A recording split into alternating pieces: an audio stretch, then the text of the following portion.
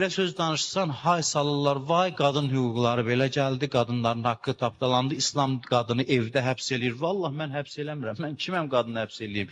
Demirəm də qadın evdə otursun, geçsin həkim də olsun, mühəndis də olsun, müəllim də olsun, neynir eləsin. Amma qadın bunu başa düşsün ki, evdə gördüyü iş bunların hamısından önəmlidir. İnsan yetişdirən bir sistemdir qadın təklikdə. Və mən arzu eləyərdim bir gün universitetdə olsun, ali təhsil verilsin insanlara, qadınlara, evdarlıq dərsi. Bir dənə qadın evdarlıq eləmək üçün, uşaq tərbiyə eləmək üçün alimlərdən bir neçəsi hesablayıb görüb neçə dənə onlarla elmə sahib olmalı. Tibbdən tutmuş, psixologiyadan tutmuş, sosiologiyadan tutmuş, digər əxlaq elmlərinə qədər, başqa elmlərə qədər. Qadın layiqli ana olmaq üçün, layiqli övlad tərbiyə eləmək üçün bu qədər elmə ehtiyaclıdır. İmam Həsən Əskəri əleyhissalam buyurur ki, dedim bir daha o hədisi deyim, sözümü bitirim. Biz xalqa Allahın hüccəti, anamız Fatimə bizə Allahın hüccətidir. Yəni biz birbaşa üzdə olan tərəfi. Bizim pərdə arxasında anamız var ki, bütün nurun mənbəyi odur. O gizli qalıb ondan əldə eləmişik hər bir şeyi. Görünən tərəf bizi. İmam Hüseyin əleyhissalam Aşura günü dedi, anam Zəhranın verdiyi tərbiyə mənə icazə vermir ki, mən sizin qabağınızda təslim olum. Anasının adını çəkdi. Ona nəsib oldu ki, 11 imam o gör nə əzəmətli şəxsiyyətidir. Bu 11 nur bunun törəməsidir. Bundan dünyaya gəlib. Peyğəmbər ona dedi, müjdə olsun sənə ki, 12-ci imam dünyanı islah edəcək şəxs səndəndir. Sənin tərbiyövün təsiridir. Silsilə olaraq gəlib keçir ki, bir qadının bətnindən dünyaya gəlir bu əzəmətli şəxsiyyətlər. Qadının əzəməti, üstünlüyü onun gizli qalmasındadır və bugün də qadınlar bunu başa düşsünlər. Çox söz var danışmağa.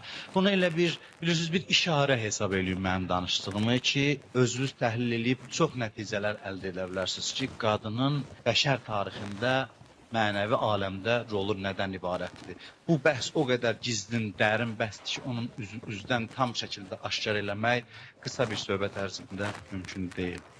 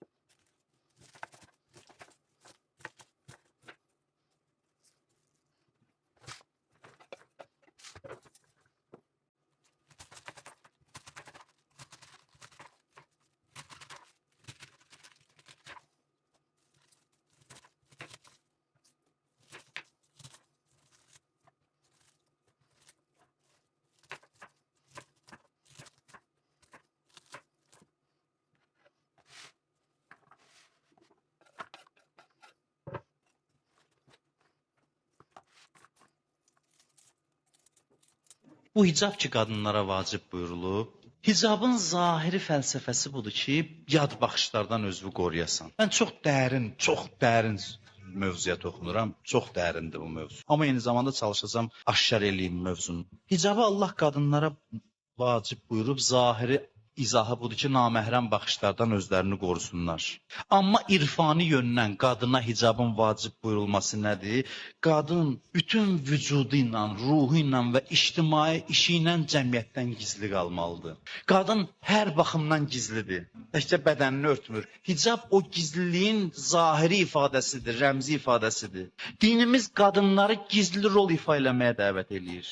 Və bu elə bir nemətdir ki, qadınlara verilib. Kişilərin çoxu bu nemətdən məhrumdur. Gizli qalmaq böyük nemətdir. Övliyalar özünü öldürüblər ki, tanınmasınlar. Hamısı istəyirlər gizli qalsınlar. Hamı dua eləyib böyük adamlar ki, cəmiyyətin islahında rolun böyük olsun. İmam Zamanın zuhuruna zəmin yaradanlardan olum, amma heç kəs məni tanımasın. Bundan zövq alıblar. Dünyapərəst özünü öldürür ki, tanınsın, məşhur olsun, bilsinlər filan kəsdir bu. Amma övliyalar belə deyil. İstəyirlər ki, cəmaat içində gizli qalsınlar, heç kəs onları tanımasın. Qərib olmaq istəyirlər, məşhurluqdan qaçıblar. Hörmətdən, şöhrətdən qaçıblar. Onlar var indi də cəmaat içində, biz tanımırıq. Elə adamlardır ki, bax, böyük bir iş görürlər, gizlindədirlər. Heç kəs onların ayağına durmur. Heç onları saymırlar. Elə adamlar var. Bunların qiyamətdə xüsusi məqamı var. Kim dünyada gizli qaldı, şan-şöhrət sahibi olmadı, ixlasla gizlin Allahın dininə, haqqa, həqiqətə, millətinə, xalqına atsan qazanmadan xidmət göstərdisə, onun fəziləti o birilərdən çoxdur. Üzdə olanlardan çoxdur. Hörmət görənlərdən çoxdur. Cəmaat ata-anaların hamısı arzulayır ki, övladı məşhur olsun, tanınmış adam olsun. Ata-analar belə istəyir. Amma elə valideyn varmı ki, desin, kaş oğlumu, övladımı heç kim tanımasın. İmam Zaman tanır, zamanənin sahibi dəyərləndirsin. Mirzə Şirazi mərcəyi təqliddir. Mirzə Şirazi özdə ictimai mövqeyi möhkəm olan, nüfuzu güclü olan mərcəyi təqlid olub. Həmin o tütünün haram olması fətvasını verən mərcəyi təqlid. Şahların ona xüsusi sayğısı olub. Onun sözü söz imiş. Belə bir məqamı var idi. Bir qoca kişi gəlib, uzaq kənddən gəlib Mirzə Şirazi ilə görüşməyə. Yanında da şahın nümayəndəsidir. Mirzə Şirazinin. Şahın nümayəndəsi gəlib bunu... Bu kişiyə deyirlər ki, bəs şahın nümayəndəsi yanındadır, gözdə də hələ vaxtı olmaz. Deyir, bir dənə mənim adımı deyin filan kəsəcək. Elə ki, deyirlər ona, şahın nümayəndəsinə deyir ki, bağışla mənim tələsirəm, işim var, mühüm görüşüm var. Onu tez yola salır, gedir qapıya bunu qarşılayır, üz gözündən öpür, əlindən tutur, gətirir, otuzdurur yanında. Danışa-danışa, hey deyir, sənə fəda olum, sənə qurban olum. Canım sənə qurban olsun. O boyda mərcəyi təqlid. Bu ürək istəyən qədər oturur, onu təzdən yola salır, gedir ayaqqabısını cütdür, yola salır. Soruşurlar, bu qoca kişi kimdir? Kənd libasında, kənd görkəmində. Heç kəs bunu tanımır, sən kimdir bu? Deyir, bu mənlə bir yerdə oxuyurduq biz. Bunun elmi də, təqvası da məndən üstün idi. Bu məndən üstün adam idi. Bu qalıb oxusaydı, mərcəyi təqlid olması qəti idi.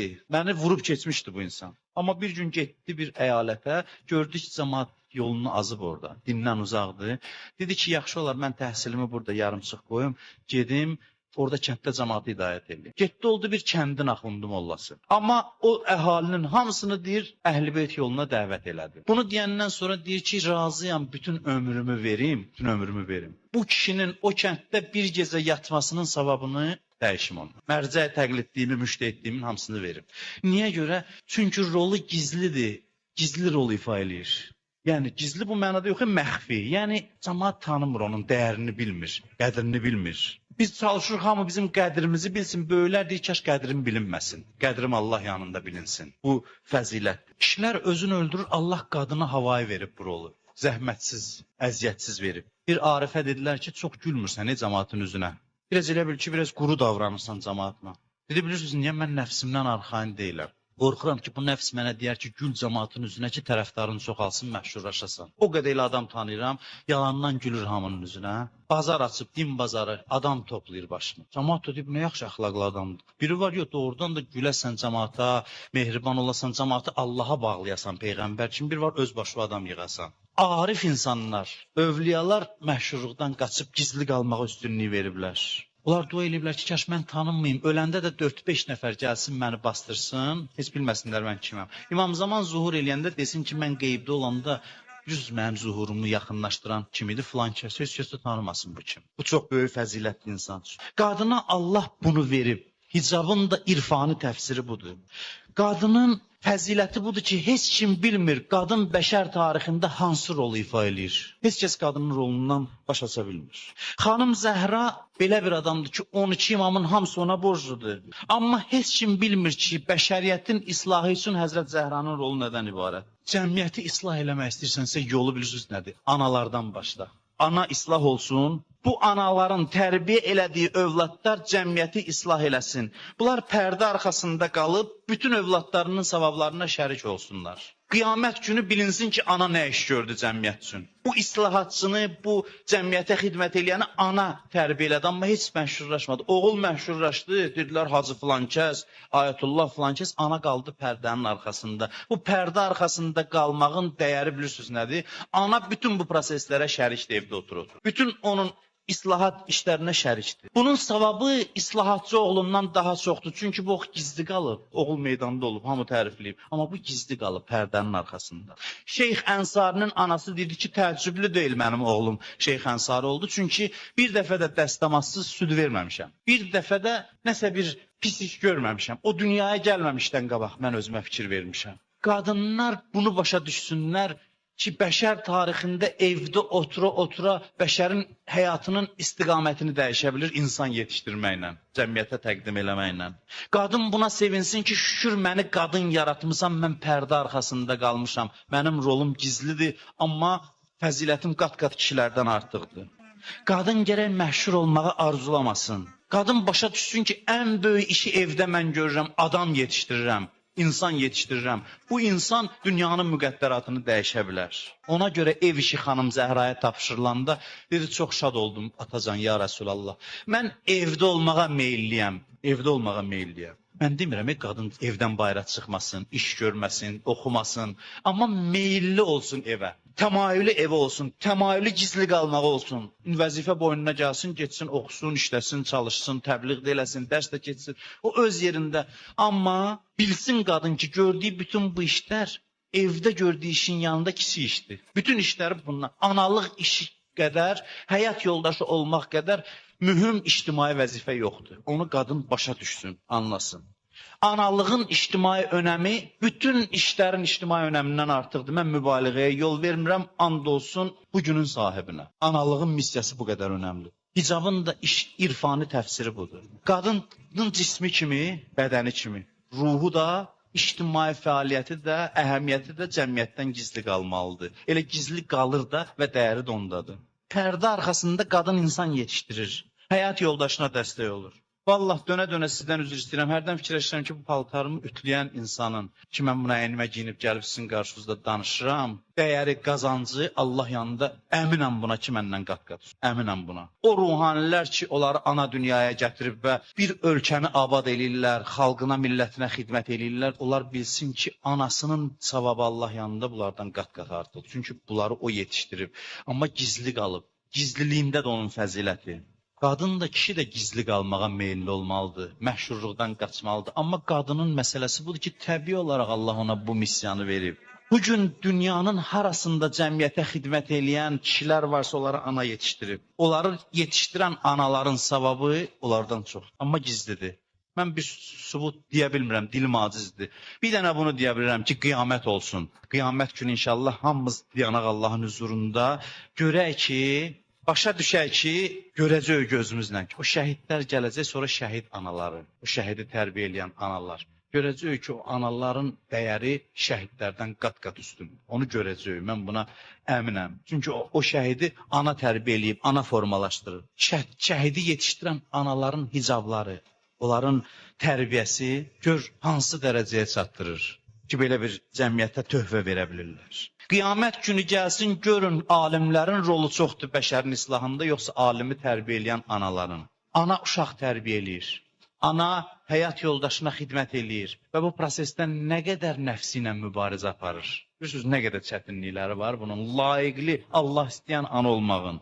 Və bütün bu şeylərdən mübarizə aparır, nə qədər nur əldə eləyir. Bunun savabına bax, üstünə gəl bu qadının gizli olmasının, rolunun gizli olmasını gör, qadının dərəcəsi hara gedir çatır. Uşaq tərbiyə eləyən ana bilsin ki, çox böyük iş görür. Mən təsəlli üçün demirəm, o fəxr eləsin, qüruru gəlsin. Ona görə yox ki, mən deyirəm, da sən evdə oturmursan, mən də buradan sənə ürək dirək verir. Ürək dirəyə ehtiyacı yoxdur qadının. Qadın bilsin ki, şərəfli bir iş görür. Varlıq aləminə təsir qoymaq baxımından, ictimai proseslərə təsir qoymaq baxımından ananın, qadının rolu kişidən qat-qat artıqdır. Qadın nur mənbəyidir. Bir alim qəşəng bir söz deyirdi, zarafatyanə deyirdi, amma düz deyirdi. Deyirdi ki, kişi o qədər çətin yola gəlir ki, kişinin adam olması üçün bu qədər nümunəyə ehtiyac var. Qadın elə adamdır, insanlığa meyillidir. Qadını düz yola çəkməyə o qədər ehtiyac yoxdur. Bunu biraz zarafat kimi deyirdi, amma həqiqət bundadır. Kişinin yola gəlib təkamülə getməsindən qadının yolu daha rahatdır, daha asandır, daha asan. Qadına bu qədər təşviqə ehtiyac yoxdur. Qadın təbiəti etibarı ilə biraz istiqamətini düz götürsə, Allaha tez yaxınlaşır. Qadın şəhid olmur. Var onların içində, amma azdır. Amma qiyamətdə görəcək ki, şəhidi yetişdirən qadın idi. Odur ki, şəhid onun kölgəsində məhşərə gələcək.